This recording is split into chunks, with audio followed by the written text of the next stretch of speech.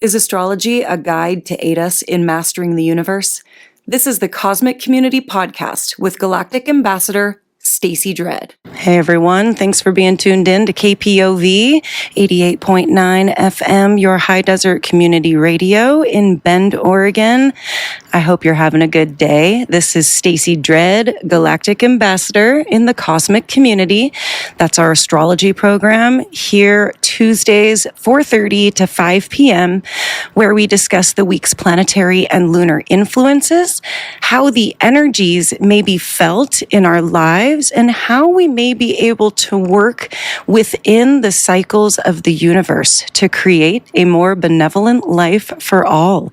So thank you so much for making time and space in your day-to-day to receive these messages. You can always access the archive to this program if you need to hear it again or share with other people who may need these messages. That can be found at kpov.org on the Cosmic Communities show page. And I have a YouTube channel where you can access those, the Cosmic Community Astrology on YouTube. And also a rebroadcast of this program will be appearing on Saturday at 9 a.m. So this week in the astrology finds us truly moving forward and creating some momentum and working with more forward moving energies. This is because we have all of the planets moving direct. We have no planets moving retrograde or AKA backwards. We are in a forward projecting time, and this has even more been solidified just yesterday by Mercury, the planet of Mercury, leaving his shadow. What that means is that we are finally leaving the territory that he made his retrograde within. And so this was in the sign of Capricorn. Mercury went retrograde in early January, spent 3 weeks moving backwards through the sign of Capricorn. So anybody who is a Mercury ruled sign would have definitely, and it always feels these Mercury retrogrades really intensely. Those Mercury ruled signs are Gemini and Virgo. And so if you are Gemini or Virgo or have big Gemini Virgo energies in your natal chart, Mercury retrogrades can be a little bit intense. They can be a little even more powerful for signs that are ruled by the planet of Mercury. And so this retrograde happened in the sign of Capricorn. So anybody with Capricorn energy would have been feeling this need, this desire, this necessity to turn backwards, to look back and see some things that maybe need to be redone, maybe do some reorganizing, redo, restructure, anything that starts with the letters R-E, to turn back and do something again is associated with retrograde cycles. Mercury is the planet of communication. Mercury is the planet of thinking, of thought, of information flow, newspapers, books, printed material, just any kind of like text material. This would be like web pages and information. All of this ruled by the planet of Mercury. Also transportation, short trips, not like big long trips, but like short trips, to work, to back, your routine kind of errands, getting here to there. That type of transportation is ruled by Mercury. So we had this time to turn back, redo some things, but we have officially moved out of that period. So it's now time for fresh territory. We don't have to restart things now. We can start new things now. We can really truly start to move forward. So this is pretty exciting moment for the year, really, because in the entire month of February, we have all the planets moving direct, and Pluto is going to be the first planet to go retrograde later in the spring. So we have lots of time right now to really take some steps forward and And use this time. I mean, it is like a busy time too. Sometimes it's like, hey, it's already busy enough. How am I going to, start even more new projects right now? But that's not really what it's about. It's not about more. It's about making the projects that you are working on more efficient. Also implementing, some more efficiency strategies in your day and what you do in your routine, that can be in itself very refreshing, and make things very new. And so, we can, really start to make some headway now, with Mercury leaving his shadow and, all the planets moving direct.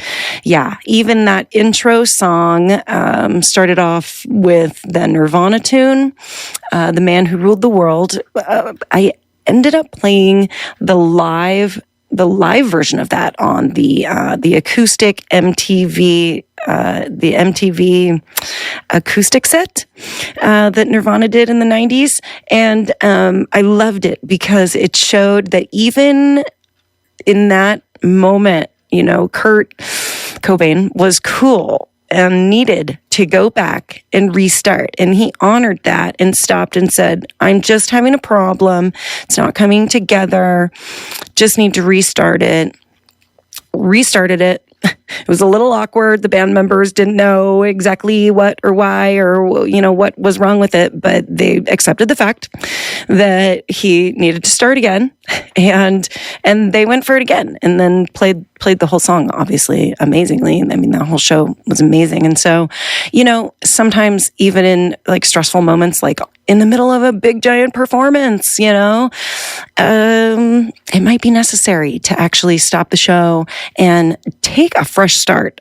And so I love that, starting the show off today with that, sort of talking about really starting to move forward here, even the greatest ones, in times, in stressed out times, can still kind of have a clear enough mind to like stop and go, no, just need to restart. So this week in the astrology, we don't have any new moons. We don't have any full moons. We're coming off of that big full moon energy that we just felt on Sunday morning with the Leo full moon. That was very exciting because of the Leo energy. Leo energy is very bold and it's very fun, and a lot of joy and enjoying things is associated with Leo energy. So hopefully you had an enjoyable time, and it was exciting because the full moon was in a T-square to the planet of Uranus, which keeps things exciting. The planet of Uranus just is the planet of change and of electricity and of excitement and of sudden shocks and changes and awakenings, revolution, revelation. And so when you have such a big energy as Uranus, this awakening energy in a T-square with a full or a new moon, it's going to color that all that energy. All the energy of the whole full moon is being transmitted out, shot out like an arrow, basically, through the planet of Uranus. So it could have been an exciting weekend, could have been some surprises, some shocks, some shock and awe, some moment of feeling a little electric, is definitely one to take care of the nervous system and all of that. So we're still coming off of that big energy, and you can still use this hot Leo, fiery, heart-centered, beautifully bold and prideful, playful, joyful, pleasure-seeking, big leadership energy that Leo offers, still very much there to turn to and listen to the lion that you have inside of you. This is Stacy Dread, Galactic Ambassador in the Cosmic Community. 444444444 all over my clocks here. It's my lucky number on Tuesdays. I appreciate you being here with me and having an interest in astrology, but not only that, having an interest in the energies that we can feel around us and working with these energies to create a more benevolent life life for everyone. That means that, when we recognize that a situation is happening in front of us, that we become part of the solution and don't become part of Kurt Cobain's problem on stage. You become part of the solution. You step up and you realize your part that you play, the role that you play in whatever situation you're in, the relationship that you're in the in whatever it is that you're faced with, and take responsibility for the role that you play and accountability for the energy that you put into it. And so that, to me, is actually probably what I use astrology the most for, is to know what energies are available and then to be able to work with them so that it works out best for me and my loved ones, which is everybody on this planet. So I would say that Friday, February 10th, is the big day of the week. We have on this day a conjunction with Mercury and Pluto. Mercury being the fast-moving planet of communication and thought and the mind, which I discussed a little bit earlier. Pluto being the planet of endings and beginnings. Pluto is the planetary representation of the phoenix rising from the ashes. That image, the thought of something burning down, but then a beautiful flower growing out of the scorched earth. That is the energy of Pluto. And so we have a sort of long-awaited and sort of anticipated conjunction here between the planet of Mercury and Pluto. And I say that because Mercury is a fast-moving planet. Mercury makes contact with every other entity in the astrological wheel every year. And so this is not rare that Mercury makes a conjunction with Pluto, which means just goes right over the top from our view, our vantage point here on Earth in the elliptical. Mercury has been in this retrograde in Capricorn. Capricorn is all about the skeletal structure of things.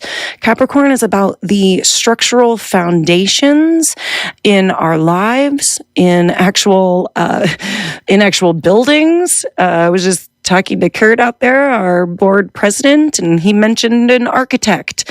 Architects, that is a Capricorn energy right there, working on the bones, the stability, the structural pieces of life.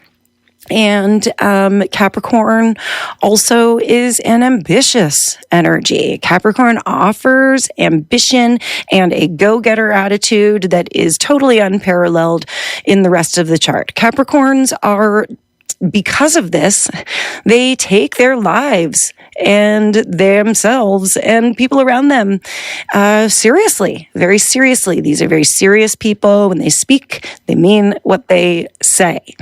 Especially if somebody has Mercury and Capricorn in their natal chart, they are going to be definitely some of those sort of truth speakers, I suppose. But getting back to the conjunction between Mercury and Pluto, I'm just sort of setting up where these two are hanging out. So they're hanging out in Capricorn. Pluto is at 29 degrees. This is known as the anaretic degree of any sign. Pluto is at 29 degrees of Capricorn, and this is like the last chance summer dance. Pluto's energy in Capricorn, been working there for almost 20 years. Pluto spends in a sign. So by the time Pluto gets to the 29th degree of any sign, it's like ready to pop. It's like, ready to put the final cap on the project of Pluto and Capricorn for the last 20 years.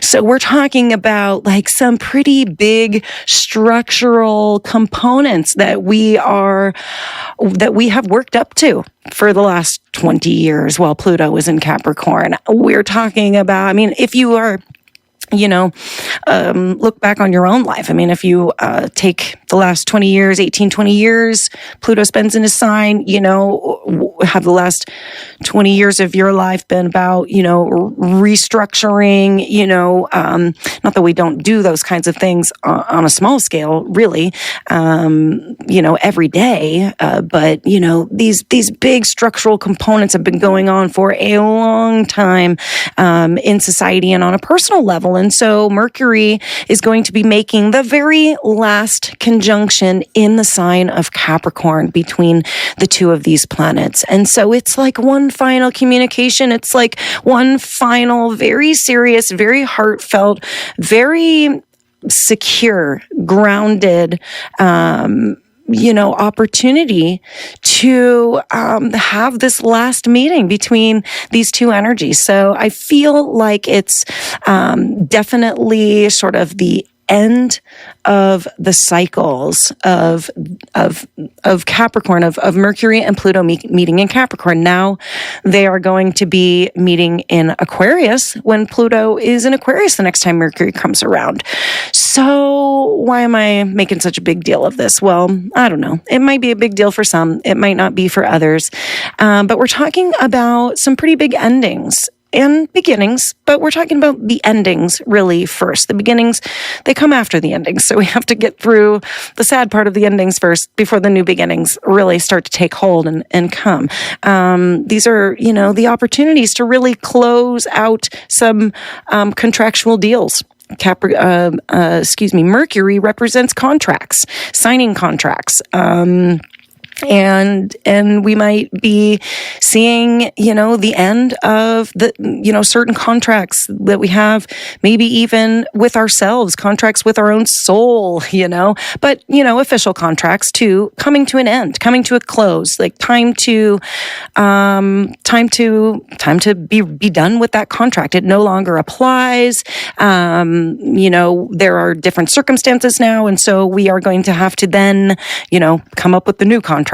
But we're talking about, kind of things becoming a little worn out in regards to communication styles, ways of thinking, what Mercury represents. Also, Pluto represents everything that's kind of subterranean.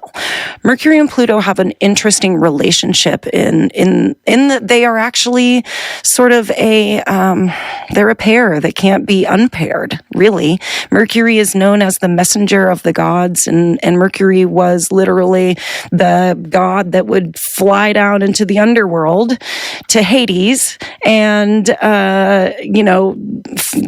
basically bring up the darkness, which it comes in some of those sort of truth-telling moments, right? Mercury, being in that deep, dark place and being like, hey, I don't actually have any other news for you. Here it is, but it's the ending. It's the darkness before the light.